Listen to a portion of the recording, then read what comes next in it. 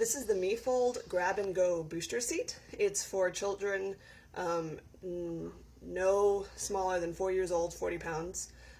We couldn't try it out because our kids are still a little too small, but I did play around with it and try to get it in the car. It is lovely compact. The way it works is you open it up, and the kid's going to sit here. You pull these, depending on how wide your kid's bottom is, will depend on how far you pull these out. And then they sit there, and you take your normal strapped seatbelt and you run it through here first, over their lap, and then through here, buckle it in, and then you take this around the kid's back and hold on to the shoulder strap, and it'll hold the car seat close to your kid's body. I can see this being incredibly convenient.